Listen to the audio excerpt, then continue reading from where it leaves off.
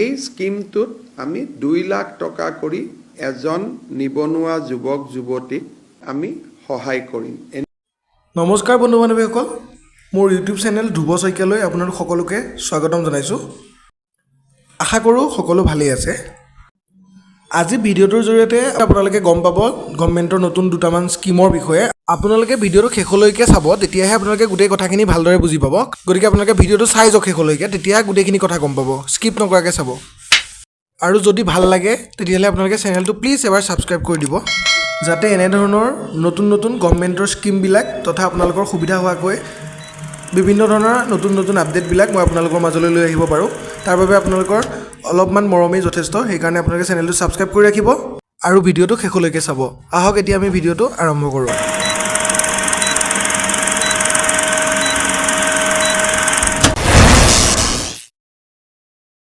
মুখ্যমন্ত্ৰীৰ আত্মনিৰ্ভৰশীল অসম অভিযান।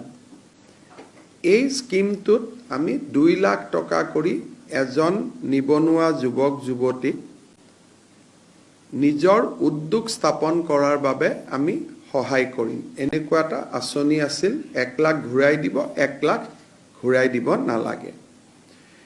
তাৰে যিটো প্ৰথম পৰ্যায়ৰ ইণ্টাৰভিউ আছিলে, সেই ইণ্টাৰভিউটো সমাপ্তি হ'ল। এতিয়া 1:2 অৰ্থাৎ প্ৰথম বছৰ আমি 30,000 লোকক যুৱক যুৱতীক এই সহায়টো কৰিম আৰু তাৰ পিছত আমি আৰু 70,000 ল'ৰা ছোৱালীক কৰিম দ্বিতীয় পৰ্যায়ত।